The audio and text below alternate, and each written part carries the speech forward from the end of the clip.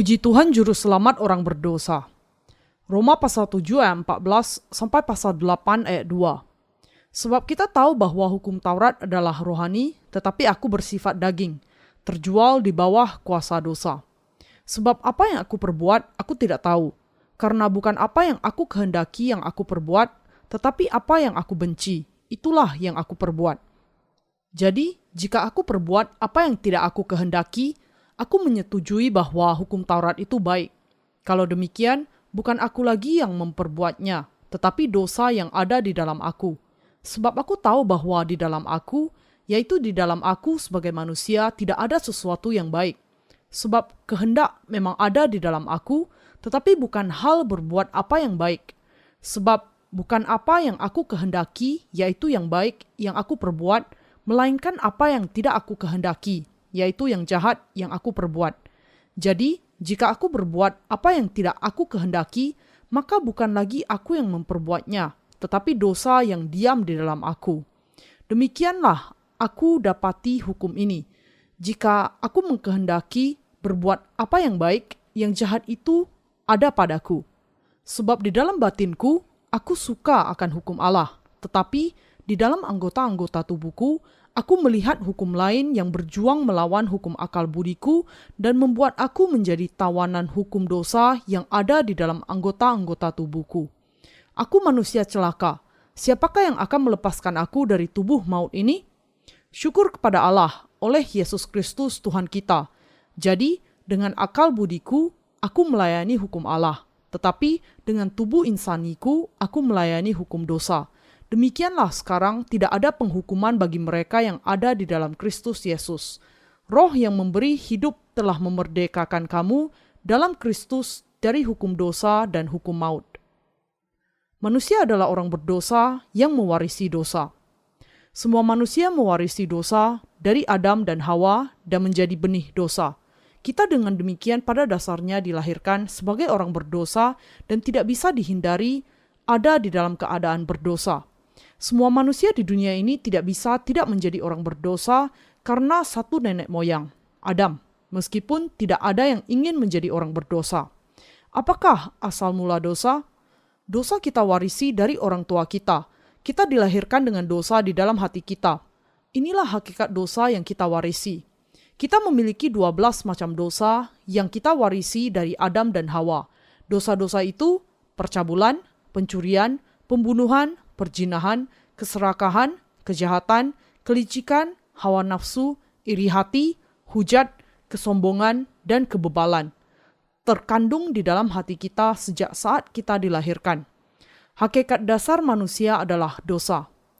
Demikianlah kita lahir dengan 12 macam dosa. Kita tidak bisa tidak mengaku bahwa kita orang berdosa karena kita dilahirkan dengan dosa di dalam hati kita. Manusia lahir sebagai orang berdosa karena memang sebenarnya ia memiliki dosa di dalam hatinya, meskipun ia tidak melakukan dosa sepanjang hidupnya. Orang menjadi orang berdosa karena dilahirkan dengan dosa di dalam hatinya. Meskipun kita tidak melakukan dosa dengan daging kita, kita tidak bisa menghindar menjadi orang berdosa karena Allah memandang hati. Jadi, semua manusia berdosa di hadapan Allah. Manusia melakukan dosa pelanggaran. Manusia juga melakukan dosa pelanggaran. Ia melakukan dosa di dalam daging, memunculkan dosa asal yang ada di dalam hati. Kita menyebutnya kelemahan atau pelanggaran. Semuanya adalah pelanggaran dari tingkah laku lahiriah kita yang asalnya dari 12 macam dosa yang ada di dalam hati. Dosa dari dalam membuat manusia melakukan perbuatan kejahatan dan karena itu membuat semua manusia tanpa kecuali menjadi orang berdosa. Manusia nampaknya bukan orang berdosa kalau ia masih sangat muda. Dosa tidak secara jelas keluar dari kehidupan seorang anak kalau ia masih sangat muda. Sama saja dengan pohon kesemak yang masih muda belum menghasilkan buah kesemak. Tetapi dosa mulai muncul semakin banyak kalau ia sudah semakin dewasa dan kita menjadi lebih bisa melihat bahwa kita memang orang berdosa. Kita menyebut dosa-dosa itu sebagai kelemahan atau pelanggaran dan semua itu adalah dosa yang dilakukan melalui tingkah laku kita. Allah mengatakan bahwa semuanya itu adalah dosa. Dosa-dosa di dalam hati dan perbuatan kejahatan daging kita sama-sama dosa. Allah menyebut manusia itu sebagai orang berdosa. Semua dosa termasuk di dalam dosa-dosa di dalam hati dan dosa-dosa tingkah laku. Jadi, semua manusia dilahirkan sebagai orang berdosa di hadapan Allah. Apakah mereka melakukan dosa dalam tingkah laku mereka atau tidak? Orang yang tidak percaya mengatakan bahwa manusia pada dasarnya dilahirkan dalam keadaan baik dan tidak ada yang dilahirkan jahat. Tetapi Daud mengakui di hadapan Allah, terhadap engkau sajalah aku telah berdosa dan melakukan apa yang kau anggap jahat. Supaya ternyata engkau adil dalam putusanmu, bersih dalam penghukumanmu. Sesungguhnya dalam kesalahan aku diperanakkan, dalam dosa aku dikandung ibuku. Mazmur pasal 51 ayat 6-7. Arti bagian ini adalah aku tidak bisa tidak melakukan dosa seperti ini, karena aku pada hakikatnya adalah benih dosa. Aku berdosa besar. Jadi, kalau engkau tidak menghapuskannya, aku akan masuk neraka. Aku memiliki dosa kalau engkau berkata aku memiliki dosa. Tetapi, aku tidak memiliki dosa kalau engkau berkata aku tidak memiliki dosa. Semua tergantung kepadamu, Allah, dan penghakimanmu. Singkatnya, dalam pandangan Allah, semua manusia tidak bisa tidak menjadi orang berdosa karena mereka mewarisi dosa dari orang tua mereka. Mereka dilahirkan dalam keadaan berdosa apapun tingkah laku mereka. Satu-satunya jalan untuk lepas dari dosa adalah dengan percaya kepada keselamatan Yesus. Pendidikan umum mengajar anak-anak suatu pandangan yang keliru yang intinya bisa dijelaskan sebagai berikut. Semua manusia lahir dalam keadaan baik. Karena itu, hiduplah benar sesuai dengan kebaikan asal manusia. Anda bisa melakukan kebaikan kalau berusaha. Mereka mengatakan hanya hal yang positif. Manusia hidup di bawah pengajaran prinsip moral. Tetapi mengapa mereka melakukan dosa di dalam hati atau dengan tubuhnya di masyarakat atau di rumah mereka? Mereka melakukannya karena mereka pada hakikatnya lahir dengan dosa. Manusia dilahirkan sebagai benih dosa. Manusia tidak bisa tidak melakukan dosa meskipun ia ingin melakukan kebaikan. Ini membuktikan bahwa kita dilahirkan dengan dosa. Anda harus mengenal diri Anda sendiri. Manusia tidak bisa tidak melakukan dosa dengan tubuh mereka sepanjang hidup mereka karena mereka memang lahir dengan dosa. Ini adalah keadaan asli umat manusia. Kita harus mengenal diri kita sendiri. Socrates mengatakan, kenali dirimu sendiri. Dan Yesus mengatakan, engkau orang berdosa karena engkau dikandung di dalam dosa dan dilahirkan dalam kesalahan. Karena itu, engkau harus menerima pengampunan dosamu. Kenali diri Anda sendiri. Hampir semua orang salah memahami diri mereka. Hampir semua orang hidup dan mati tanpa mengenali diri mereka sendiri. Hanya orang-orang yang bijaksana yang mengenal diri mereka sendiri. Mereka yang mengerti dan menerima kebenaran Yesus setelah mengerti bahwa diri mereka adalah benih pelaku kejahatan adalah orang-orang yang bijaksana. Mereka memiliki hak masuk ke dalam kerajaan surga. Mereka yang tidak mengenal diri mengajar orang lain untuk munafik dan tidak melakukan dosa lagi. Mereka mengajar orang untuk tidak menyatakan dosa-dosa yang di dalam. Para pengajar agama melatih mereka untuk tidak melakukan dosa dan untuk menekan dosa mereka setiap kali dosa itu menggeliat di dalam kehidupan mereka. Mereka semua sedang menuju neraka. Siapakah mereka? Mereka adalah hamba-hamba iblis, gembala palsu. Yang mereka ajarkan bukan yang diajarkan Tuhan kepada kita. Tentu saja Tuhan tidak pernah mengajak kita melakukan dosa. Tetap Ia mengatakan kepada kita, engkau memiliki dosa, engkau orang berdosa, dan upah dosa adalah maut. Engkau sedang menuju kebinasaan karena dosa-dosamu. Jadi, engkau harus ditebus dari dosa-dosamu. Terimalah karunia keselamatan yang menyelamatkanmu dari segala dosamu. Kemudian, segala dosamu akan diampuni dan engkau akan menerima kehidupan kekal. Engkau akan menjadi orang benar, orang kudus yang berharga, dan anak Allah. Mengapa Allah memberikan Taurat kepada manusia? Paulus mengatakan, tetapi hukum Taurat ditambahkan supaya pelanggaran menjadi semakin banyak, dan di mana dosa bertambah banyak, di sana kasih karunia menjadi berlimpah-limpah. Roma pasal 5 ayat 20. Allah memberikan Taurat kepada kita supaya melaluinya dosa semakin dinyatakan sebagai dosa. Roma pasal 7 ayat 13. Dia memberikan Tauratnya kepada orang berdosa supaya mereka mengenali dosa-dosa mereka secara serius.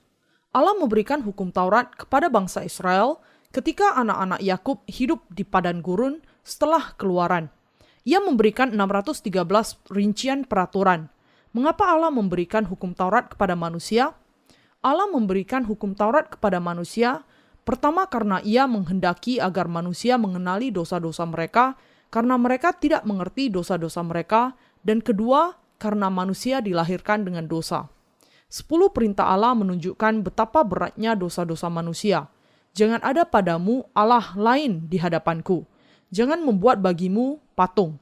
Jangan menyebut nama Tuhan Allahmu dengan sembarangan, sebab Tuhan akan memandang bersalah orang yang menyebut namanya dengan sembarangan. Ingatlah dan kuduskanlah hari Sabat. Hormatilah ayahmu dan ibumu, supaya lanjut umurmu di tanah yang diberikan Tuhan Allahmu kepadamu. Jangan membunuh, jangan berzina, jangan mencuri. Jangan mengucapkan saksi dusta tentang sesamamu. Jangan mengingini rumah sesamamu, apapun yang dipunyai sesamamu. Keluaran pasal 20 ayat 3-17. Allah memberikan hukum Taurat kepada kita semua dan melaluinya ia mengajar kepada kita dosa apa yang kita miliki di dalam hati kita.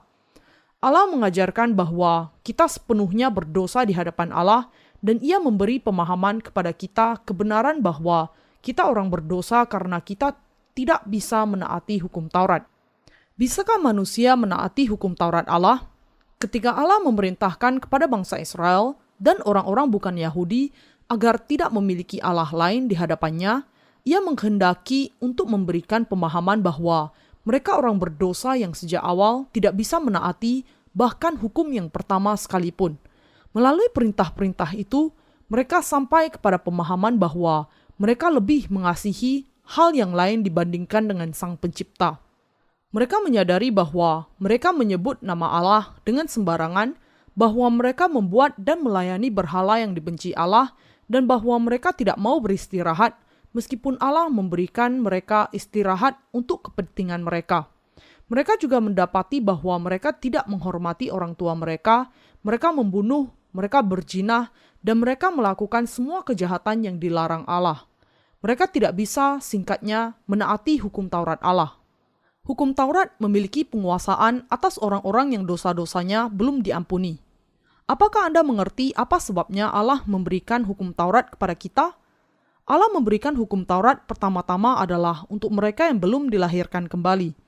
Apakah kamu tidak tahu, saudara-saudara, sebab aku berbicara kepada mereka yang mengetahui hukum, bahwa hukum berkuasa atas seseorang selama orang itu hidup? Roma pasal 7 ayat 1. Allah memberikan hukum Taurat kepada mereka yang mewarisi dosa sejak dari nenek moyangnya dan yang belum dilahirkan kembali sehingga belum menyesali dosa-dosanya. Hukum Taurat memiliki penguasaan atas orang itu sepanjang hidupnya.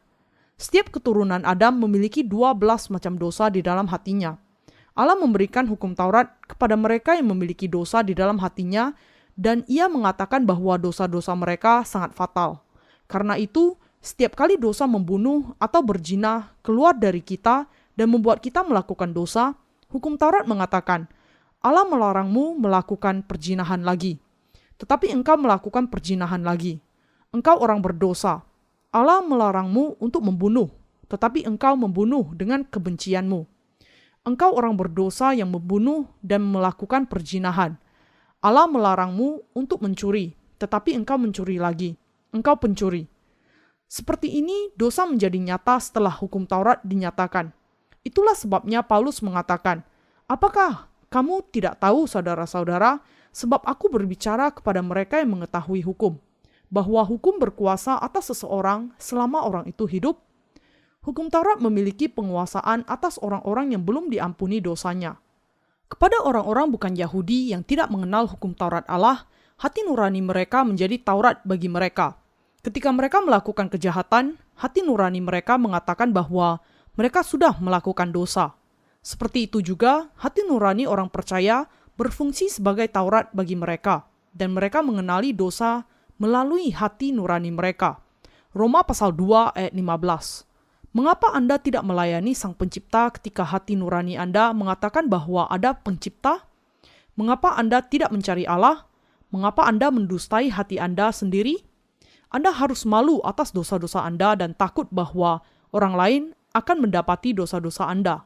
Tetapi orang berdosa yang tidak mengakui Allah dan yang mendustai hati mereka sendiri tidak tahu malu. Kita malu akan diri kita sendiri kalau kita memandang ke langit, ke tanah, ke orang lain, atau keciptaan yang lain, kalau kita melakukan dosa. Allah memberikan kepada manusia hati nurani dan hukum Taurat untuk menunjukkan dosa. Tetapi kebanyakan mereka hidup tanpa Allah, menjadi munafik dalam pandangan Allah dan hidup sekehendak hati mereka. Mereka ditentukan masuk neraka. Seperti yang diingatkan Paulus kepada mereka supaya memperhatikan hukum Taurat, apakah kamu tidak tahu, saudara-saudara, sebab aku berbicara kepada mereka yang mengetahui hukum, bahwa hukum berkuasa atas seseorang selama orang itu hidup? Manusia harus dilahirkan 2 kali, sekali sebagai orang berdosa dan kemudian dilahirkan kembali dengan anugerah penebusan Allah untuk hidup sebagai orang benar. Paulus menjelaskan bagaimana Tuhan menyelamatkan kita dari kutuk hukum dosa dengan cara demikian. Sebab seorang istri terikat oleh hukum kepada suaminya selama suaminya itu hidup. Akan tetapi apabila suaminya itu mati, bebaslah ia dari hukum yang mengikatnya kepada suaminya itu. Jadi, selama suaminya hidup, ia dianggap berzina kalau ia menjadi istri laki-laki lain. Tetapi jika suaminya telah mati, ia bebas dari hukum. Sehingga ia bukanlah berzina kalau ia menjadi istri laki-laki lain. Roma pasal 7 ayat 2-3. Kalau wanita yang sudah menikah berselingkuh, ia disebut penjinah. Tetapi kalau suaminya mati dan wanita itu menikah dengan laki-laki lain, tidak ada masalah dengan itu. Pemahaman yang sama bisa kita terapkan dalam pembebasan kita dari hukum dosa.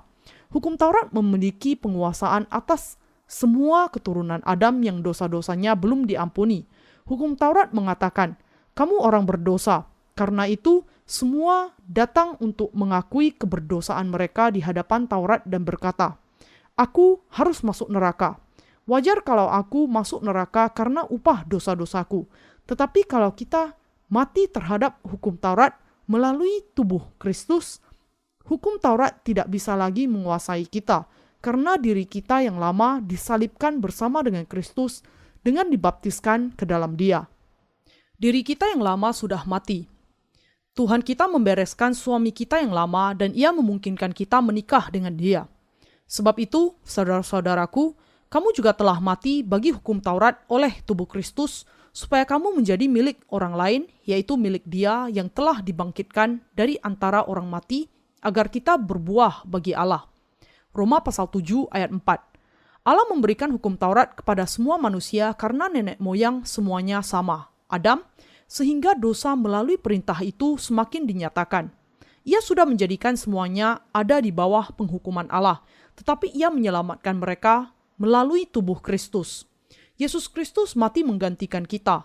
Tidakkah benar bagi kita masuk neraka sesuai dengan hukum Taurat Allah? Itu benar. Namun, Tuhan diutus ke dunia ini menanggung segala dosa kita dengan baptisannya di sungai Yordan, disalibkan dan menanggung kutuk hukum Taurat menggantikan kita. Melalui ini saja manusia bisa diselamatkan dan dilahirkan kembali. Mereka yang belum dilahirkan kembali harus masuk neraka. Mereka harus percaya kepada Yesus dan diselamatkan. Kalau diri kita yang lama tidak mati sekaligus, kita tidak bisa menjadi ciptaan baru dan masuk ke dalam kerajaan surga.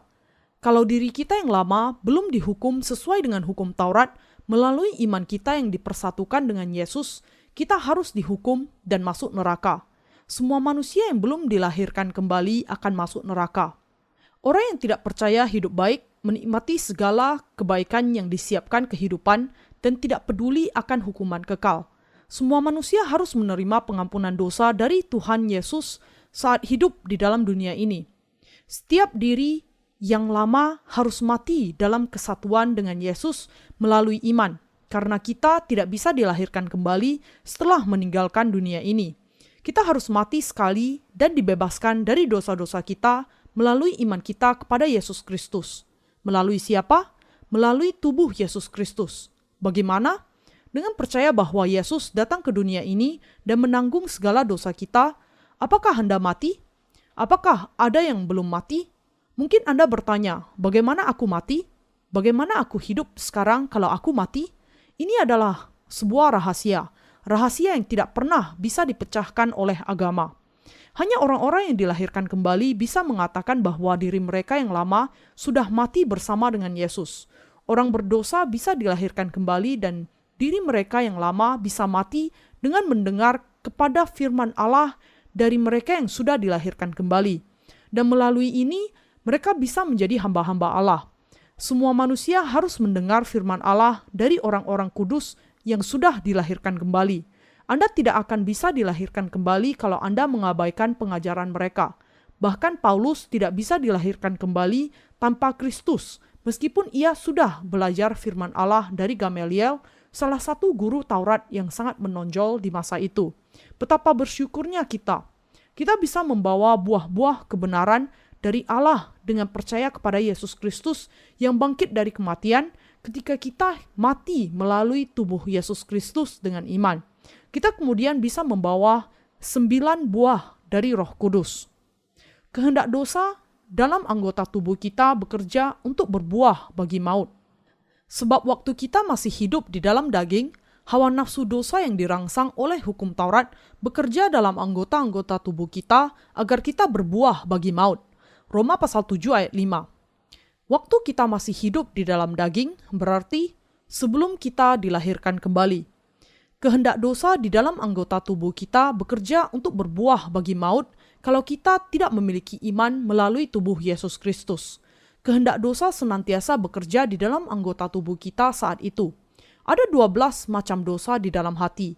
Atau bisa dikatakan ada 12 macam tempat dosa di dalam kita. Hari ini misalnya dosa perzinahan keluar dari tempatnya dan mengganggu hati. Kemudian hati berkata kepada kepala, perzinahan keluar dari lubangnya dan menyuruh aku berzina. Kemudian kepala berkata, baik, aku akan memerintahkan tangan dan kaki untuk melaksanakannya. Dengarkan, tangan dan kaki, lakukan sekehendakmu, cepat. Kepala memerintahkan anggota untuk pergi ke tempat di mana daging melakukan perzinahan. Kemudian tubuh pergi dan melakukan apa yang diperintahkan oleh kepala. Demikian juga ketika dosa pembunuhan keluar dari lubangnya, dosa itu menggoda hati dan hati membuat kepala marah kepada seseorang. Kemudian kepala memerintahkan tubuh untuk mempersiapkan diri untuk itu. Dosa bekerja di dalam anggota tubuh kita seperti ini. Inilah alasan mengapa kita harus menerima pengampunan dari segala dosa kita. Kalau kita tidak menerima pengampunan dosa, kita tidak bisa tidak melakukan apa yang diperintahkan oleh hati, meskipun bukan itu yang ingin kita lakukan. Semua manusia harus dilahirkan kembali melalui Injil yang benar. Manusia bisa menjadi penuh kalau ia dilahirkan kembali, sama seperti ulat yang menjadi kupu-kupu. Para pendeta bisa sungguh-sungguh melayani Allah kalau mereka dilahirkan kembali. Sebelum dilahirkan kembali, yang bisa mereka katakan hanyalah, saudara yang kekasih, Anda harus melakukan kebaikan. Ini seperti mengatakan kepada orang sakit untuk menyembuhkan dirinya sendiri. Mereka mendorong jemaatnya untuk membersihkan hati mereka, meskipun mereka tidak tahu bagaimana membersihkan hati mereka yang penuh dengan dosa. Kehendak penuh dosa dari anggota tubuh kita bekerja untuk berbuah bagi maut. Apakah manusia melakukan dosa karena ia mengkehendakinya? Kita melakukan dosa sebagai hamba dosa karena kita lahir dengan dosa, karena segala dosa kita belum dihapuskan dan karena kita belum mati melalui tubuh Yesus Kristus. Kita melakukan dosa meskipun kita tidak suka melakukannya. Karena itu, setiap orang harus menerima pengampunan dosa. Lebih baik bagi para pendeta yang belum dihapuskan dosanya berhenti melayani Tuhan. Lebih baik mereka menjual kubis Cina. Saya menyarankan agar mereka melakukan hal itu. Lebih baik demikian daripada mendustai orang lain dengan mengatakan kebohongan untuk mendapat uang dan mengambil persembahan bagi diri mereka sendiri dan menjadi gemuk seperti babi. Kalau seseorang belum diselamatkan dari dosanya, dosa dan kehendaknya di dalam anggota tubuhnya bekerja untuk berbuah bagi maut. Kita bisa melayani Tuhan di bawah anugerahnya dengan menerima Roh Kudus setelah dosa-dosa kita dihapuskan. Tetapi kita tidak bisa melayani Tuhan di bawah hukum Taurat. Tuhan kita mengatakan, tetapi sekarang kita telah dibebaskan dari hukum Taurat sebab kita telah mati bagi Dia yang mengurung kita. Sehingga kita sekarang melayani dalam keadaan baru menurut roh dan bukan dalam keadaan lama menurut huruf hukum Taurat. Roma pasal 7 ayat 6. Hukum Taurat membuat dosa kita lebih nyata keadaannya sebagai dosa. Jika demikian, apakah yang hendak kita katakan? Apakah hukum Taurat itu dosa? Sekali-kali tidak. Sebaliknya, justru oleh hukum Taurat aku telah mengenal dosa. Karena aku juga tidak tahu apa itu keinginan kalau hukum Taurat tidak mengatakan jangan mengingini. Tetapi dalam perintah itu, dosa mendapat kesempatan untuk membangkitkan di dalam diriku rupa-rupa keinginan. Sebab tanpa hukum Taurat, dosa mati. Dahulu, aku hidup tanpa hukum Taurat. Akan tetapi, sesudah datang perintah itu, dosa mulai hidup. Sebaliknya, aku mati. Dan perintah yang seharusnya membawa kepada hidup, ternyata bagiku justru membawa kepada kematian. Sebab dalam perintah itu, dosa mendapat kesempatan untuk menipu aku, dan oleh perintah itu, ia membunuh aku. Jadi, hukum Taurat adalah kudus, dan perintah itu juga adalah kudus, benar dan baik. Jika demikian, adakah yang baik itu menjadi kematian bagiku? Sekali-kali tidak, tetapi supaya nyata bahwa ia adalah dosa, maka dosa mempergunakan yang baik untuk mendatangkan kematian bagiku, supaya oleh perintah itu, dosa lebih nyata lagi keadaannya sebagai dosa. Roma pasal 7 ayat 7-13. Paulus mengatakan bahwa Allah memberikan kepada kita hukum Taurat untuk membuat dosa lebih nyata keadaannya sebagai dosa. Ia juga mengatakan, sebab tidak seorang pun yang dapat dibenarkan di hadapan Allah oleh karena melakukan hukum Taurat, karena justru oleh hukum Taurat orang mengenal dosa. Roma pasal 3 ayat 20. Namun banyak orang Kristen berusaha hidup dengan hukum Taurat saat mengejar kebenaran Taurat. Banyak pendeta yang tidak dilahirkan kembali yakin bahwa orang menjadi sakit karena tidak taat kepada hukum Taurat dan bahwa mereka bisa pulih dari sakit mereka hanya kalau mereka hidup seturut dengan hukum Taurat. Bisakah kita menyimpulkan bahwa semua ketidaktaatan kita kepada hukum Taurat menyebabkan semua penyakit kita? Banyak orang Kristen, pelayan, dan juga pengikutnya berpikir bahwa ada hal yang tidak beres karena mereka tidak bisa hidup sesuai dengan firman Allah. Mereka berpikir bahwa mereka sakit karena dosa-dosa mereka. Karena itu, mereka takut terhadap dosa. Mereka menangis setiap hari. Mereka bahkan seperti menambahkan satu ayat di dalam Alkitab yang mengatakan, menangis lebih banyak lagi, menangis senantiasa, menangislah dalam segala sesuatu. Meskipun Alkitab mengatakan kepada kita, bersukacitalah senantiasa, tetaplah berdoa, mengucap syukurlah dalam segala hal, sebab itulah yang dikehendaki Allah di dalam Kristus Yesus bagi kamu. 1 Tesalonika pasal 5 ayat 16-18. Tetapi para pendeta palsu mengajar jemaatnya untuk semakin banyak menangis senantiasa seolah-olah kerutan dari begitu banyak menangis merupakan indikator keimanan mereka. Mereka yang memiliki iman legalistik menganggap bahwa orang-orang yang menangis memiliki iman yang baik. Para pendeta palsu menunjuk para wanita yang pintar menangis menjadi dieken dan para pria Kristen yang gampang mengeluarkan air mata sebagai penatua. Jangan menangis di gereja, menangislah di rumah. Kalau memang Anda sungguh-sungguh mau menangis. Mengapa Yesus disalibkan? Untuk membuat kita menjadi orang-orang yang suka menangis? Tentu saja tidak. Yesus membuang segala duka cita, kutuk, penyakit, dan luka-luka sekali untuk selamanya, sehingga penyalibannya tidak akan membuat kita semakin banyak menangis, tetapi justru menjadikan kita semakin bisa hidup penuh sukacita. Jadi, mengapa mereka menangis? Mereka harus dipulangkan kalau mereka mencoba menangis di dalam gereja Allah yang sudah dilahirkan kembali. Apakah perbedaan antara orang-orang yang dilahirkan kembali dengan orang-orang yang tidak dilahirkan kembali? Hukum Taurat tidak pernah salah. Hukum Taurat itu kudus. Hukum Taurat itu sungguh-sungguh benar saat kita sama sekali tidak pernah menjadi benar. Kita bertentangan dengan hukum Taurat karena kita lahir dengan dosa sebagai keturunan Adam. Kita melakukan apa yang tidak boleh kita lakukan dan kita tidak melakukan apa yang harus kita lakukan. Karena itu, hukum Taurat membuat dosa kita menjadi semakin nyata. Sebab kita tahu bahwa hukum Taurat adalah rohani, tetapi aku bersifat daging, terjual di bawah kuasa dosa. Sebab apa yang aku perbuat, aku tidak tahu, karena bukan apa yang aku kehendaki yang aku perbuat, tetapi apa yang aku benci, itulah yang aku perbuat. Jadi, jika aku perbuat apa yang tidak aku kehendaki, aku menyetujui bahwa hukum Taurat itu baik. Kalau demikian, bukan aku lagi yang memperbuatnya, tetapi dosa yang ada di dalam aku. Sebab aku tahu bahwa di dalam aku, yaitu di dalam aku sebagai manusia, tidak ada sesuatu yang baik. Sebab kehendak memang ada di dalam aku, tetapi bukan hal berbuat apa yang baik. Sebab bukan apa yang aku kehendaki, yaitu yang baik yang aku perbuat, melainkan apa yang tidak aku kehendaki, yaitu yang jahat yang aku perbuat. Jadi, jika aku berbuat apa yang tidak aku kehendaki, maka bukan lagi aku yang memperbuatnya, tetapi dosa yang diam di dalam aku. Demikianlah, aku dapati hukum ini. Jika aku mengkehendaki berbuat apa yang baik, yang jahat itu ada padaku.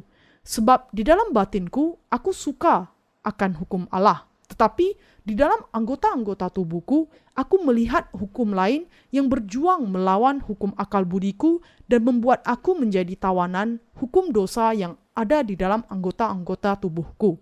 Aku manusia celaka. Siapakah yang akan melepaskan aku dari tubuh maut ini? Roma pasal 7 ayat 14-24. Sebelum bagian ini, Paulus mengatakan bahwa kita semua termasuk dirinya harus dihakimi sekali oleh hukum Taurat.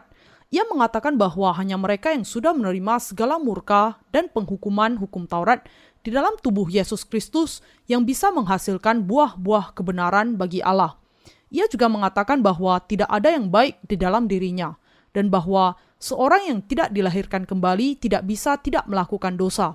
Demikian juga orang yang sudah dilahirkan kembali.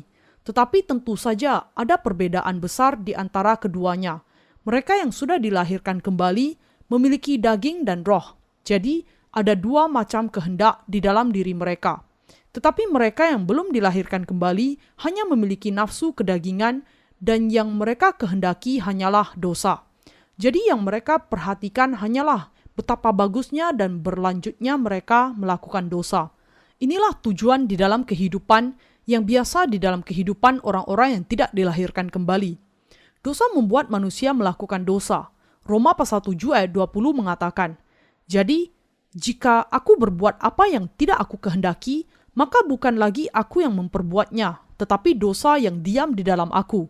Apakah ada dosa di dalam hati orang-orang yang dilahirkan kembali? Tidak. Adakah dosa di dalam hati mereka yang belum dilahirkan kembali? Ya. Kalau Anda memiliki dosa di dalam hati Anda, dosa bekerja di dalam daging dan membuat Anda melakukan lebih banyak dosa. Jadi, jika aku berbuat apa yang tidak aku kehendaki, maka bukan lagi aku yang memperbuatnya, tetapi dosa yang diam di dalam aku. Manusia tidak bisa tidak melakukan dosa sepanjang kehidupan mereka, karena mereka dilahirkan dengan dosa. Orang-orang yang dilahirkan kembali bisa menghasilkan buah roh secara spontan.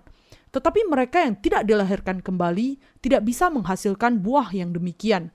Mereka tidak memiliki belas kasihan kepada orang lain. Beberapa bahkan membunuh anak-anak mereka sendiri kalau anak-anak itu tidak taat. Kekejaman keluar dari dalam hati mereka dan membunuh anak-anak di dalam hati mereka kalau anak-anak itu tidak taat.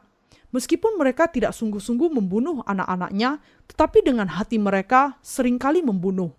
Apakah Anda mengerti apa yang saya jelaskan di sini? Tetapi orang-orang benar tidak akan bisa melakukan hal seperti itu. Mereka mungkin saja akan terlibat dalam perdebatan, tetapi mereka tidak bisa memiliki hati yang kejam seperti itu, yang penuh dengan berbagai kepahitan dan kemarahan seperti yang dimiliki orang-orang lain. Namun orang-orang benar ingin menunjukkan belas kasihan kepada orang lain, meskipun kepada mereka yang mungkin membantah pandangannya. Demikianlah aku dapati hukum ini. Jika aku mengkehendaki berbuat apa yang baik, yang jahat itu ada padaku. Manusia ingin melakukan kebaikan karena mereka diciptakan segambar dengan Allah. Tetapi ketika dosa-dosa masih ada di dalam hatinya, hanya kejahatan yang keluar dari kehidupan mereka. Orang-orang Kristen yang belum dilahirkan kembali saling berkata dengan meratap, Aku sungguh-sungguh ingin melakukan kebaikan, tetapi aku tidak bisa. Aku tidak tahu mengapa aku tidak bisa. Mereka harus tahu bahwa mereka tidak bisa melakukan hal itu karena mereka orang berdosa yang belum diselamatkan.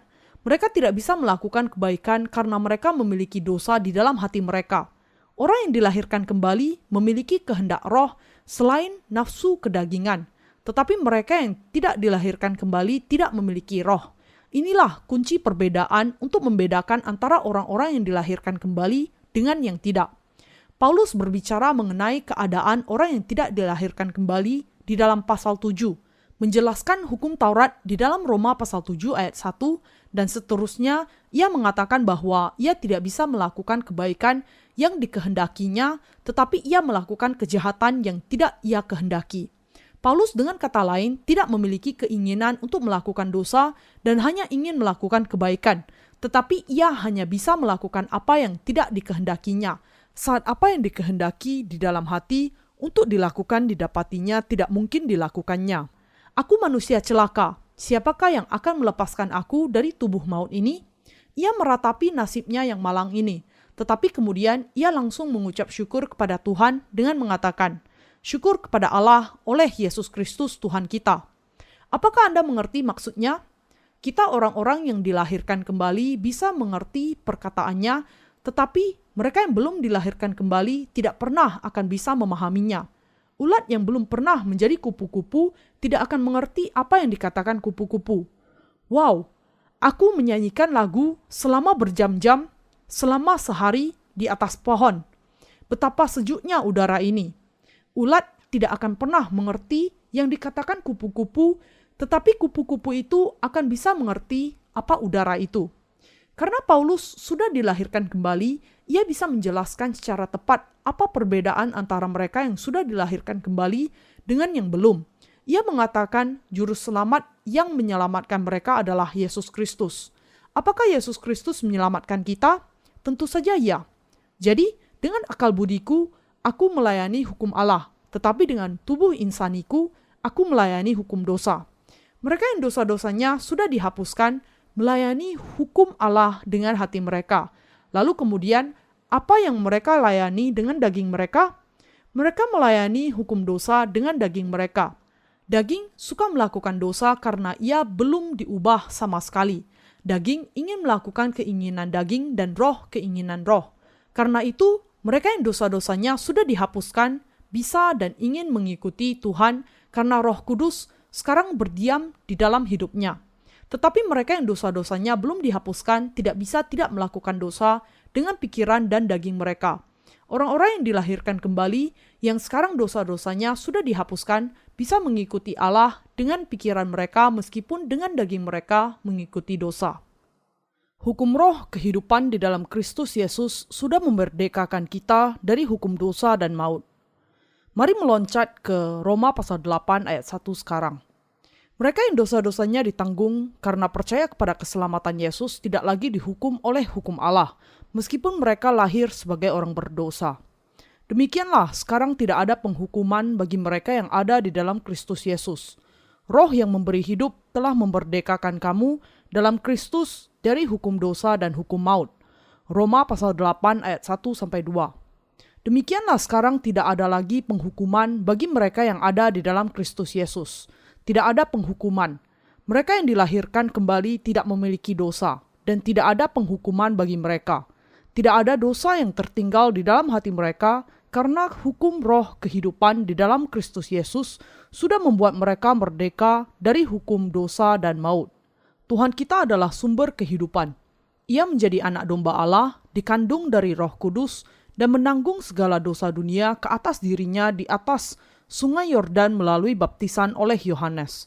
Menanggung hukuman kita dengan disalibkan bagi kita. Melalui hal ini, ia secara sempurna menanggung segala dosa kita. Apakah kita kemudian harus mati lagi karena dosa-dosa kita? Apakah kita memiliki sesuatu untuk dihakimi? Apakah kita memiliki dosa di dalam hidup kita? Kalau segala dosa kita sudah ditanggung kepada Yesus Kristus melalui baptisannya? Tentu saja tidak. Kita tidak harus dihukum karena Tuhan sudah dibaptiskan di Sungai Yordan, disalib menggantikan kita, dan bangkit kembali dari antara orang mati pada hari yang ketiga untuk menyelamatkan semua orang berdosa. Keselamatan Allah memerdekakan kita dari penghukumannya, sementara hukum Taurat mengakibatkan murka. Roh yang memberi hidup telah memerdekakan kamu dalam Kristus dari hukum dosa dan hukum maut. Murka Allah dinyatakan kepada mereka yang memiliki dosa. Allah membuang mereka ke neraka, tetapi Tuhan sudah memerdekakan kita dari hukum dosa dan maut dengan menghapuskan segala dosa dari hati kita. Ia menjadikan kita orang percaya yang ada di dalam Yesus Kristus merdeka dari dosa. Apakah dosa-dosa Anda sudah dihapuskan? Sebab apa yang tidak mungkin dilakukan hukum Taurat karena tak berdaya oleh daging, telah dilakukan oleh Allah.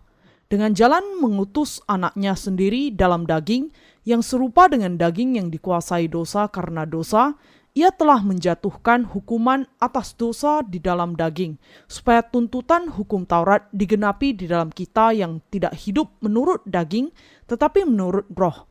Roma pasal 8 ayat 3-4. Tuhan kita menyatakan secara jelas di sini bahwa daging itu lemah dan tidak bisa taat kepada tuntutan hukum Taurat. Hukum Allah itu pasti baik dan indah, tetapi kita tidak bisa menaatinya karena daging kita terlalu lemah.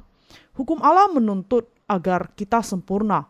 Hukum itu menuntut agar kita sampai kepada ketaatan penuh kepada hukum Allah, tetapi daging kita tidak akan bisa hidup dengan segala aturan hukum Taurat karena kelemahannya.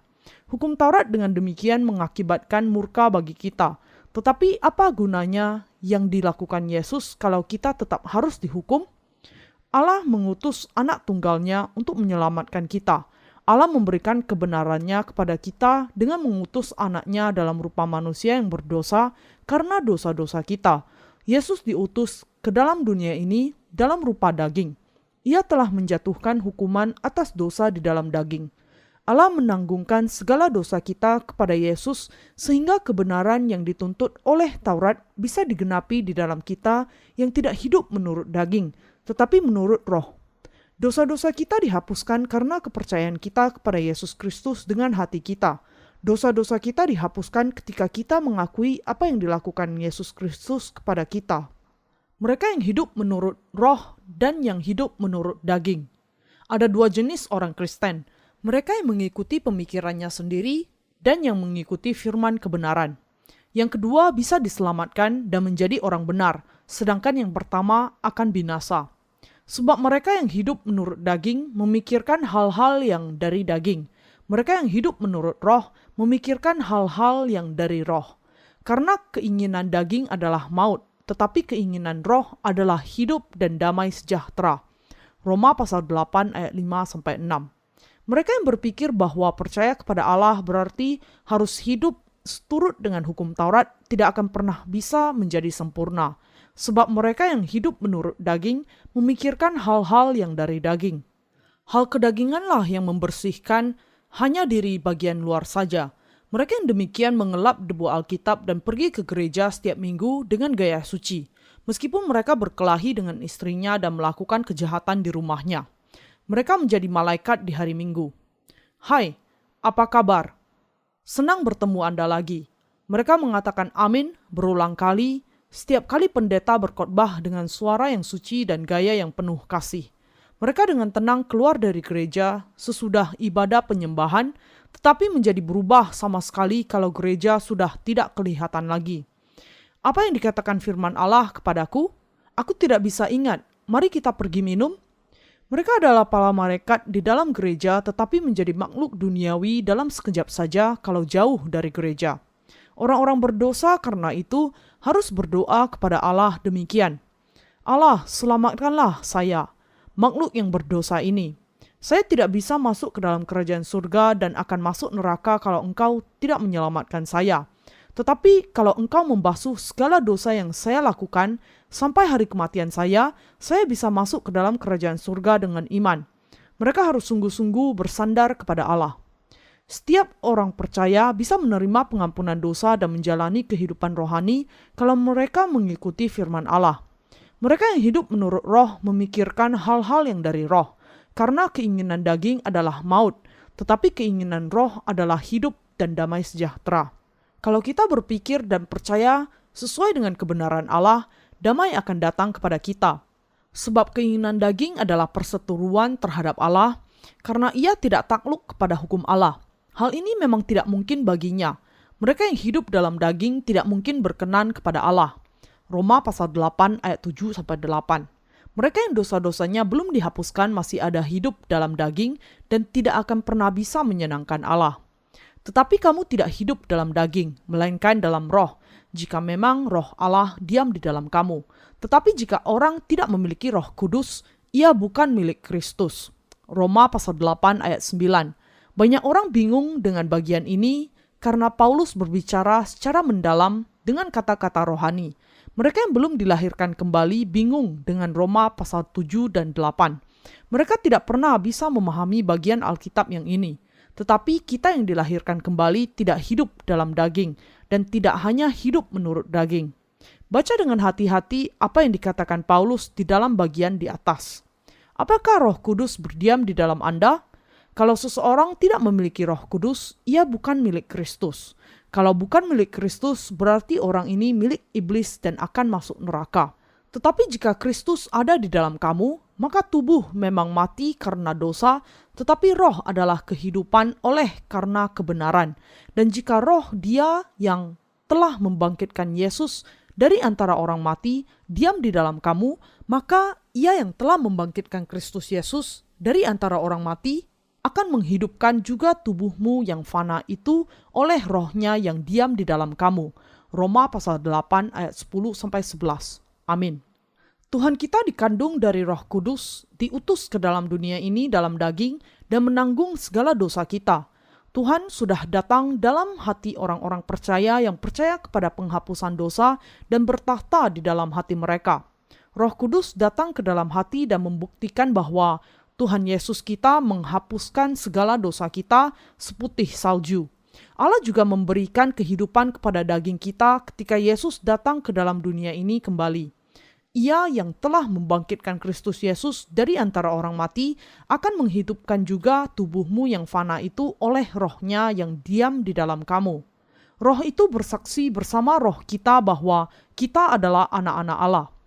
Kita harus hidup oleh iman kepada Allah dan Roh Kudus setelah kita dilahirkan kembali. Jadi saudara-saudara, kita adalah orang berhutang, tetapi bukan kepada daging supaya hidup menurut daging. Sebab jika kamu hidup menurut daging, kamu akan mati. Tetapi jika oleh roh, kamu mematikan perbuatan-perbuatan tubuhmu, kamu akan hidup. Semua orang yang dipimpin roh Allah adalah anak Allah. Sebab kamu tidak menerima roh perbudakan yang membuat kamu menjadi takut lagi. Tetapi kamu telah menerima roh yang menjadikan kamu anak Allah. Oleh roh itu kita berseru, Ya Aba, Ya Bapa. Roh itu bersaksi bersama-sama dengan roh kita bahwa kita adalah anak-anak Allah. Dan jika kita adalah anak, maka kita juga adalah ahli waris. Maksudnya, orang-orang yang berhak menerima janji-janji Allah yang akan menerimanya bersama-sama dengan Kristus, yaitu jika kita menderita bersama-sama dengan Dia, supaya kita juga dipermuliakan bersama-sama dengan Dia. Roma pasal 8 ayat 12-17. Kita berseru, Aba, Bapa, karena kita sudah menerima roh yang menjadikan kita anak Allah, bukan roh perbudakan dan ketakutan. Roh itu bersaksi bersama-sama dengan roh kita bahwa kita adalah anak-anak Allah. Pertama-tama Roh Kudus bersaksi bahwa kita menerima pengampunan dosa melalui firman Allah yang begitu nyata. Kesaksian yang kedua adalah bahwa kita tidak memiliki dosa. Roh juga menyaksikan bahwa kita sudah diselamatkan. Roh Kudus melakukan hal itu di dalam hati mereka yang dosa-dosanya sudah dihapuskan. Tidak ada yang benar, seorang pun tidak. Roma pasal 3 ayat 10.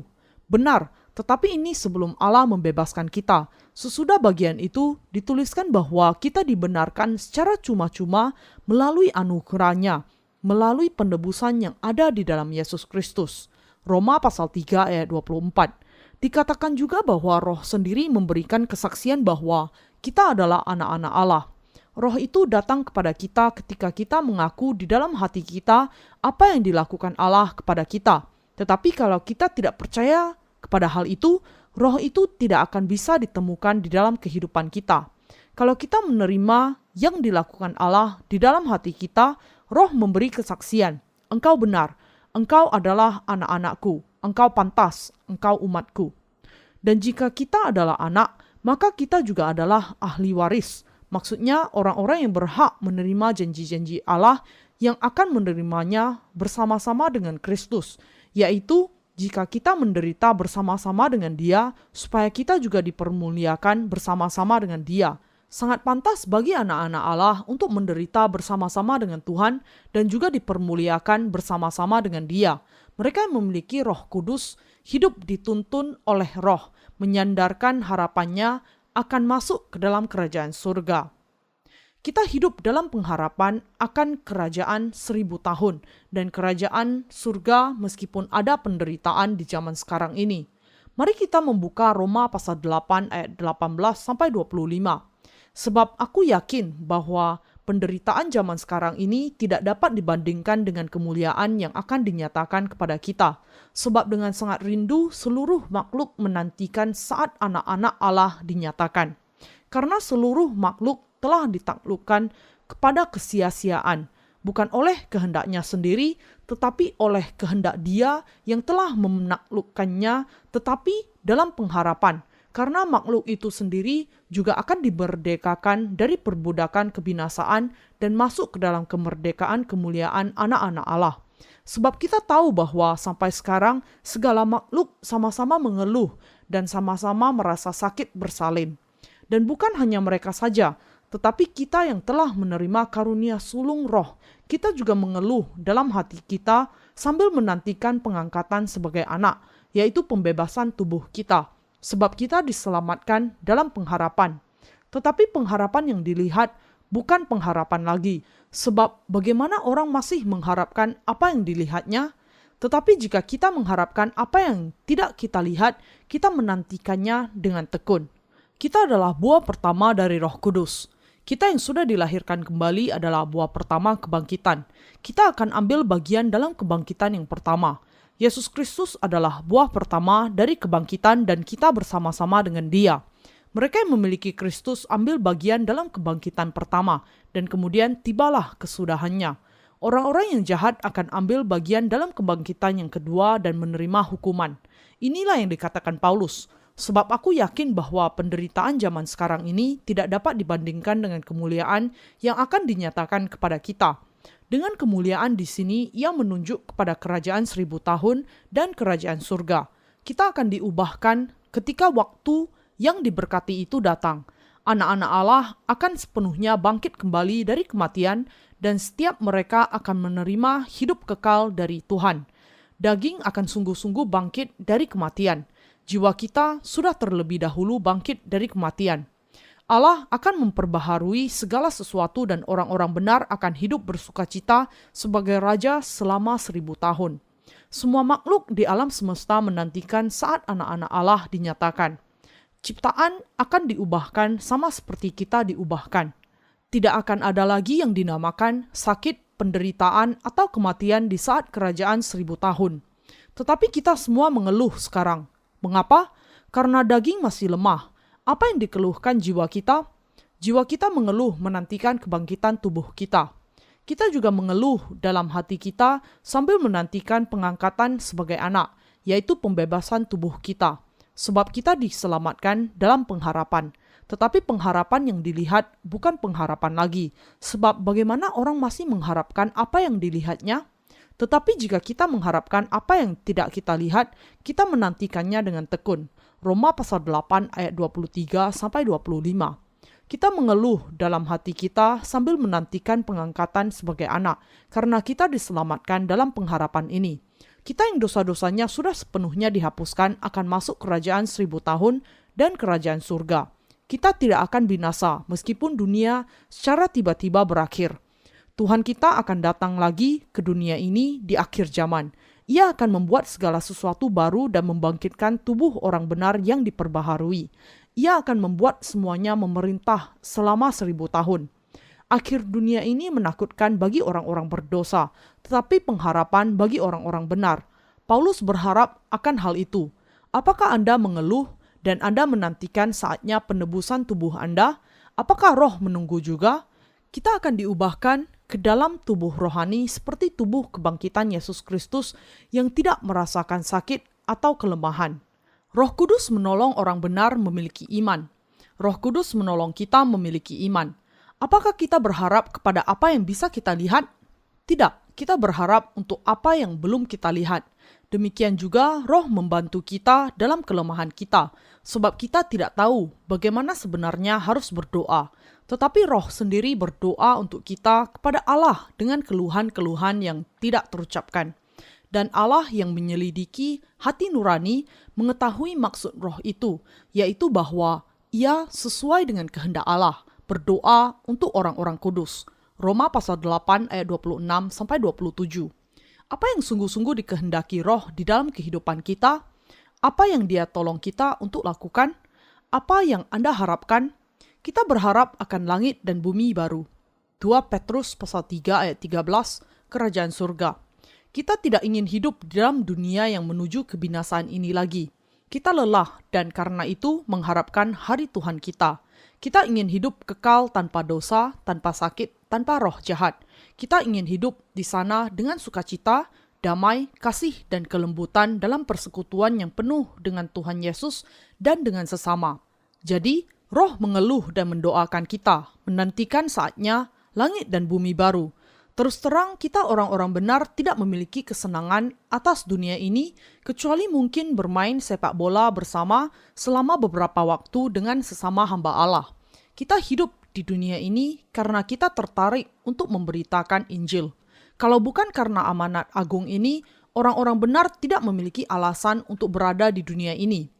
Allah membiarkan segala sesuatu bekerja bagi kebaikan orang-orang yang dilahirkan kembali yang mengasihi Dia. Mari kita membaca Roma pasal 8 ayat 28-30. Kita tahu sekarang bahwa Allah turut bekerja dalam segala sesuatu untuk mendatangkan kebaikan bagi mereka yang mengasihi Dia, yaitu bagi mereka yang terpanggil sesuai dengan rencana Allah. Sebab semua orang yang dipilihnya dari semula, mereka juga ditentukannya dari semula untuk menjadi serupa dengan gambaran anaknya, supaya ia, anaknya itu, menjadi yang sulung di antara banyak saudara. Dan mereka yang ditentukannya dari semula, mereka itu juga dipanggilnya. Dan mereka yang dipanggilnya, mereka itu juga dibenarkannya. Dan mereka yang dibenarkannya, mereka itu juga dimuliakannya. Dalam Roma pasal 8 ayat 28, Paulus mengatakan, kita tahu sekarang bahwa Allah turut bekerja dalam segala sesuatu untuk mendatangkan kebaikan bagi mereka yang mengasihi Dia, yaitu bagi mereka yang terpanggil sesuai dengan rencana Allah.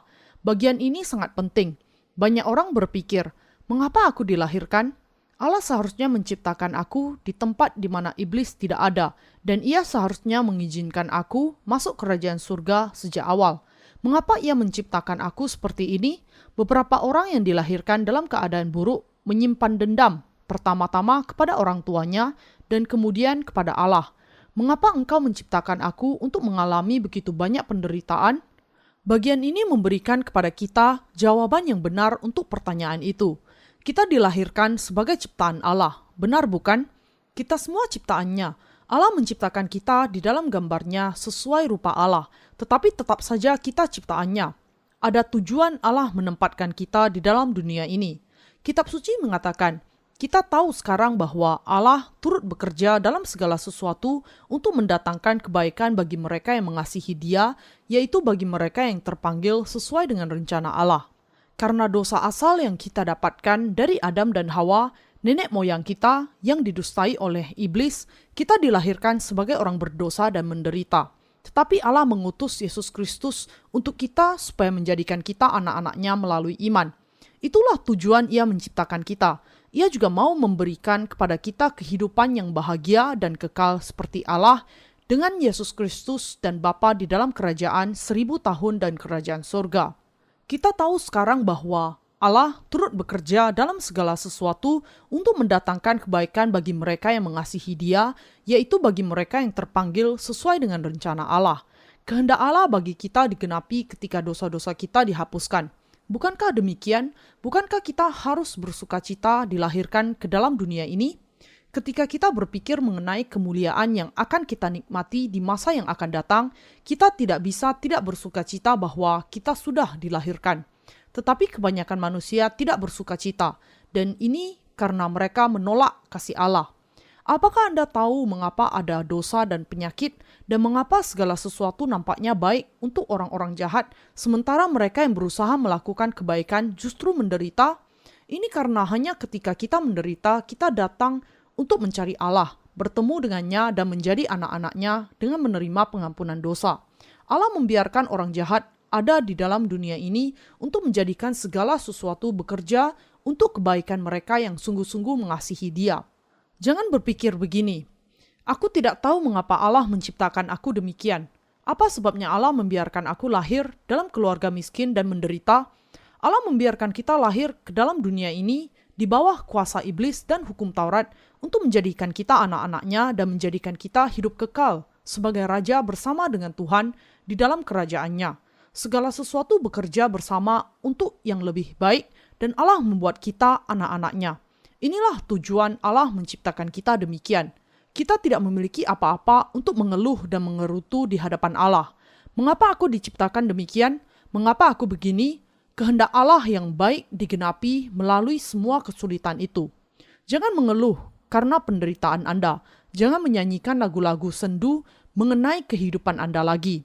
Dan sama seperti manusia ditetapkan untuk mati hanya satu kali saja dan sesudah itu dihakimi. Ibrani pasal 9 ayat 27. Disinilah anugerah keselamatan Allah di antara kelahiran dan penghakiman seseorang. Kita percaya kepada Yesus Kristus, segala dosa kita dihapuskan karena anugerah Allah, dan kita akan memerintah selamanya di dalam kerajaan 1000 tahun dan kerajaan surga. Kita akan disebut Tuan atas semua ciptaan. Apakah Anda sekarang mengerti mengapa Allah membiarkan Anda menderita? Ia memberikan penderitaan dan kesulitan kepada kita untuk memberkati kita menjadi anak-anaknya dengan membuat kita kembali kepada Allah. Allah menentukan agar kita menjadi serupa dengan gambar anaknya. Tidak perlu waktu lama bagi kita untuk menerima pengampunan dosa, diselamatkan dari penghukuman Allah dan menjadi orang benar.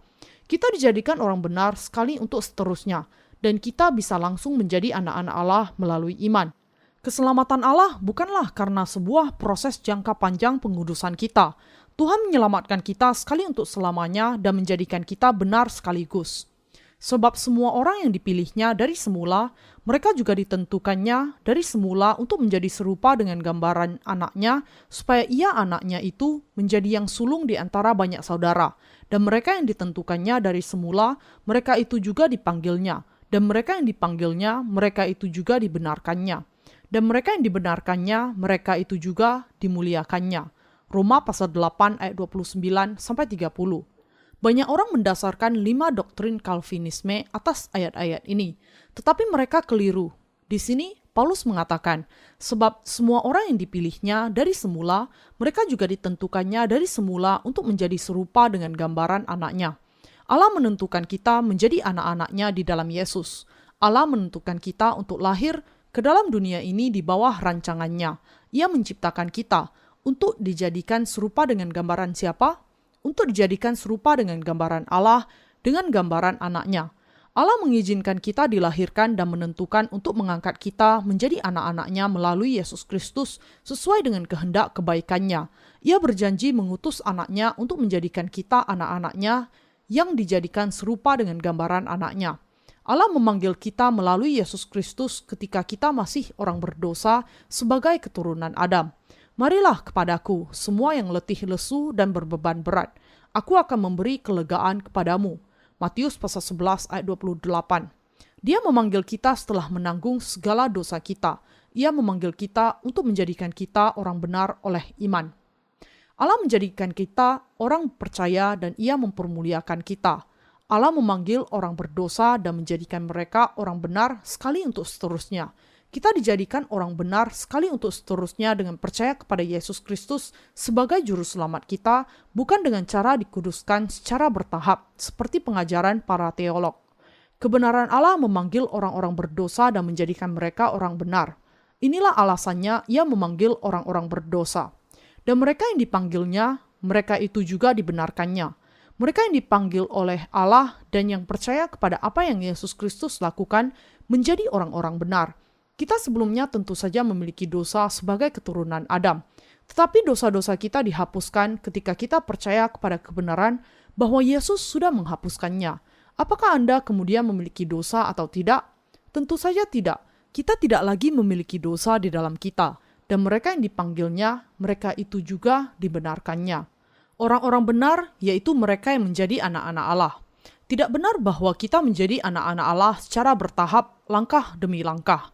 Namun kita sekaligus dimuliakan sebagai anak-anak Allah melalui penebusannya. Dan mereka yang dipanggilnya, mereka itu juga dibenarkannya. Allah menjadikan kita anak-anaknya. Saya tidak mengerti mengapa banyak orang Kristen yang percaya kepada apa yang disebut sebagai 5 langkah menuju keselamatan. Keselamatan dan menjadi anak-anak Allah dilakukan sekali untuk selamanya, membutuhkan waktu bagi kita untuk mengambil bagian di dalam kebangkitan tubuh kita, karena kita menantikan kedatangan Tuhan kita yang kedua kali. Tetapi pembebasan kita dari dosa terjadi sekali dalam sekejap mata. Kita langsung menerima penebusan ketika kita meresponi terhadap firman pengampunan dosa yang diberikan Allah yang memanggil kita, telah berikan kepada kita dan menerima apa yang dilakukannya untuk menyelamatkan kita. Terima kasih Tuhan. Haleluya. Amin. Aku diselamatkan karena Engkau menyelamatkan aku. Aku tidak akan bisa ditebus kalau Engkau tidak membasuh segala dosaku.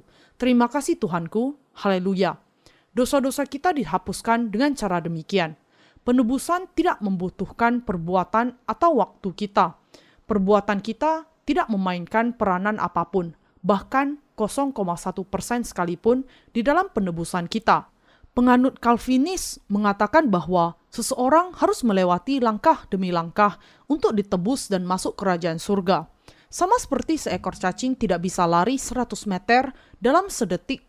Seberapapun kerasnya ia berjuang, manusia tidak bisa menjadi benar dengan usahanya sendiri seberapapun baiknya atau kerasnya ia berjuang menaati hukum Taurat. Cacing tetaplah cacing bagaimanapun ia mencuci dirinya dan memakai makeup dengan kosmetik yang mahal. Demikian juga selama orang berdosa memiliki dosa di dalam hatinya, mereka masih tetap orang berdosa bagaimanapun mereka kelihatan baik. Bagaimana mungkin orang berdosa bisa secara sempurna menjadi orang benar dengan disucikan secara bertahap?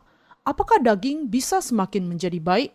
Tidak, daging semakin jahat dan tidak taat semakin dia bertambah tua. Alkitab mengatakan, dan mereka yang ditentukannya dari semula, mereka itu juga dipanggilnya. Dan mereka yang dipanggilnya, mereka itu juga dibenarkannya. Dan mereka yang dibenarkannya, mereka itu juga dimuliakannya. Bagian ini menyebutkan secara berjenjang apa yang terjadi secara sekaligus dalam anugerah Allah. Tidak dikatakan bahwa penebusan dan pembenaran diperoleh secara bertahap. Seseorang bisa menjadi benar sekali untuk selamanya dengan memiliki iman kepada Tuhan, bukan secara bertahap. Banyak teolog tanpa mengerti apa yang mereka lakukan terus yakin kepada teori yang tidak masuk akal dan membuat banyak orang masuk neraka. Allah menjanjikan penebusan dan memanggil kita melalui Yesus Kristus, menjadikan kita benar dan memuliakan mereka yang menyambuti panggilannya. Tetapi semua orang yang menerimanya diberikannya kuasa supaya menjadi anak-anak Allah, yaitu mereka yang percaya dalam namanya. Yohanes pasal 1 ayat 12. Apakah Allah mempermuliakan kita? Tentu saja. Bisakah kita dipermuliakan melalui perbuatan baik dan usaha? Apakah kita harus berjuang lebih keras untuk menjadi orang benar? Tentu saja tidak.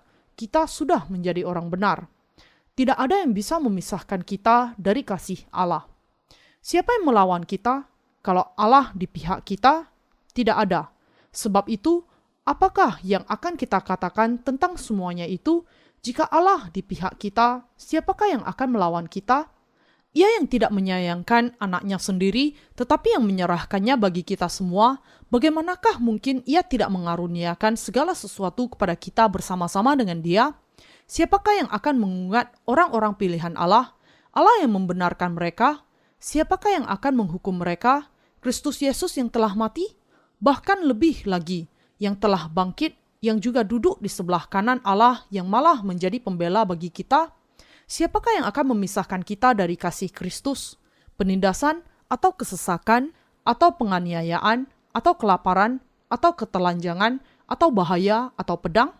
Seperti ada tertulis, oleh karena engkau kami ada di dalam bahaya maut sepanjang hari. kami telah dianggap sebagai domba-domba sembelihan. Tetapi dalam semuanya itu, kita lebih daripada orang-orang yang menang oleh Dia yang telah mengasihi kita.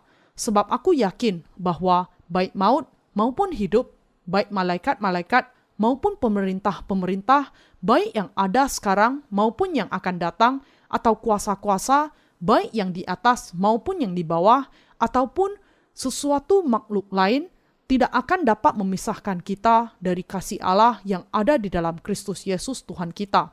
Roma pasal 8 ayat 31 sampai 39. Tidak ada yang bisa memisahkan kita dari kasih Allah.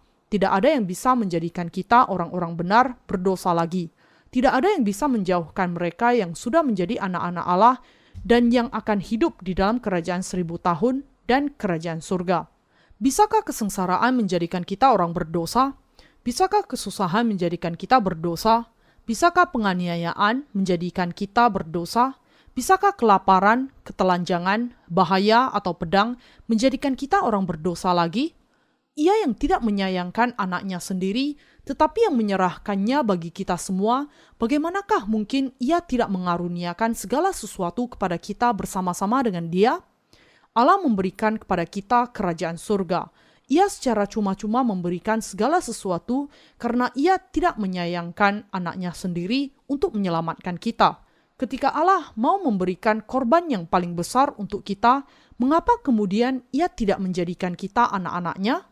Penebusan yang dilimpahkan Allah kepada kita adalah Allah mengatakan bahwa supaya ditebus dari segala dosa kita, kita terlebih dahulu harus mengakui bahwa Yesus Kristus diutus dalam daging sesuai dengan kehendak Allah Bapa. Yang kedua, kita harus mengakui bahwa Yesus menanggung segala dosa ke atas dirinya melalui baptisannya di Sungai Yordan. Yang ketiga, kita harus mengakui bahwa Yesus disalibkan bagi kita dan akhirnya bahwa Ia dibangkitkan. Kita tidak bisa diselamatkan kalau kita tidak percaya kepada setiap peraturan yang ada di atas. Mereka yang tidak percaya bahwa Yesus adalah anak Allah, bahwa Dia adalah Allah dan Sang Pencipta, dikecualikan dari keselamatan Allah. Kalau seseorang menyangkal keilahian Yesus Kristus, ia menjadi anak iblis. Mereka yang menyangkali kenyataan bahwa Yesus menanggung segala dosa kita ketika Ia dibaptiskan oleh Yohanes Pembaptis tidak bisa diselamatkan juga. Yesus tidak bisa menjadi juru selamat mereka. Mereka tidak bisa diselamatkan di dalam hati mereka, meskipun mereka percaya kepada Yesus dengan pikiran mereka. Mereka masuk neraka meskipun mereka mengenal Yesus. Yesus Kristus mati menggantikan kita karena Ia menanggung segala dosa kita melalui baptisannya. Yesus mati karena dosa-dosa kita, bukan karena dosa-dosanya sendiri. Kemudian Ia bangkit kembali dari kematian untuk membenarkan mereka yang percaya dan membangkitkan mereka dalam kebangkitan. Kita diselamatkan oleh iman kepada baptisannya. Saya sudah mengkhotbahkan pasal 7 dalam hubungannya dengan pasal 8. Pasal 7 mengatakan bahwa seseorang yang memiliki dosa tidak bisa melakukan kebaikan. Tetapi pasal 8 berkata bahwa sekarang tidak ada lagi penghukuman bagi mereka yang di dalam Kristus Yesus dan bahwa iman kita kepada Yesus Kristus menjadikan kita tidak berdosa. Kita lemah dan tidak bisa hidup seturut dengan kehendak Allah. Karena itu Allah Bapa mengutus Yesus Kristus sebagai juru selamat kita dan Ia menanggung segala dosa kita dengan baptisannya ketika kita masih berdosa. Kita diselamatkan dari dosa dan dibenarkan melalui Yesus Kristus. Inilah kebenaran yang dikhotbahkan Paulus sepanjang pasal 7 dan 8. Demikianlah sekarang tidak ada penghukuman bagi mereka yang ada di dalam Kristus Yesus yang tidak hidup menurut daging tetapi menurut roh. Kita tidak memiliki dosa. Apakah Anda ada di dalam Yesus Kristus? Apakah Anda mengakui apa yang dilakukan Yesus Kristus kepada Anda? Sama seperti Paulus ditebus dari segala dosanya, segala dosa kita juga ditanggung di dalam baptisan dan darah Yesus di kayu salib. Kita sudah ditebus karena percaya kepada baptisan, darah, dan kebangkitan Yesus. Kalau seseorang dengan sombong menolak untuk percaya kepada baptisan Yesus Kristus, dan kalau seseorang tetap yakin kalau Yesus dibaptiskan hanya untuk menunjukkan kerendahan hatinya, Allah akan membuang orang itu ke dalam neraka. Jangan sombong di hadapan firman Allah. Bagaimana bisa pendeta dan para pelayan mengabaikan mengenai baptisan Yesus ketika Paulus sendiri berbicara begitu banyak mengenai hal itu? Bagaimana mereka dapat mengabaikan iman seseorang seperti Paulus salah satu bapa iman terbesar, bagaimana mungkin mereka mengabaikan pengajaran hamba Allah yang ditunjukkan Allah sendiri menjadi rasul? Kalau kita ingin mengkhotbahkan mengenai Yesus Kristus, kita harus mengkhotbahkannya seperti yang tertulis di dalam Alkitab, dan kita harus percaya seperti yang ada di dalam Alkitab. Tuhan menjelaskan kepada kita, "Jikalau kamu tetap dalam firman-Ku, kamu benar-benar adalah murid-Ku, dan kamu akan mengetahui kebenaran, dan kebenaran itu akan memerdekakan kamu." Yohanes pasal 8 ayat 31-32. Anda dan saya menjadi percaya kepada baptisan Yesus seperti Paulus. Kapankah dosa-dosa Anda ditanggungkan ke atas tubuh Yesus Kristus? Segala dosa kita ditanggungkan kepada Yesus Kristus ketika ia dibaptiskan oleh Yohanes Pembaptis. Yesus mengatakan kepada Yohanes, "Biarlah hal itu terjadi, karena demikianlah sepatutnya kita menggenapkan seluruh kehendak Allah." Di sini, demikianlah adalah hutos dalam bahasa Yunani yang artinya dengan cara ini, paling tepat atau tidak ada cara lain selain ini. Kata ini menunjukkan bahwa Yesus dengan pasti menanggung segala dosa manusia ke atas dirinya melalui baptisan yang diterimanya dari Yohanes. Baptis berarti dibasuh. Supaya segala dosa di dalam hati kita bisa dibasuhkan, dosa-dosa kita harus ditanggungkan kepada Yesus Kristus. Yesus Kristus menanggung segala dosa kita, disalibkan, menggantikan kita dan dikuburkan bersama-sama dengan kita. Paulus kemudian menyatakan, "Aku telah disalibkan dengan Kristus." Galatia pasal 2 ayat 20. Bagaimana mungkin kita disalibkan ketika pada kenyataannya Yesus yang dibunuh di kayu salib? Kita disalibkan dengan Kristus karena kita percaya bahwa Yesus menanggung segala dosa kita ke atas dirinya sendiri dan disalibkan untuk dosa-dosa itu. Saya memuji Tuhan yang sudah menyelamatkan saya dari segala dosa saya. Kita bisa dengan berani memberitakan Injil karena Yesus sudah menjadikan kita orang benar. Saya mengucap syukur kepada Tuhan kita karena menyelamatkan kita yang dagingnya sangat lemah dan yang kehilangan kemuliaannya dari segala dosa kita.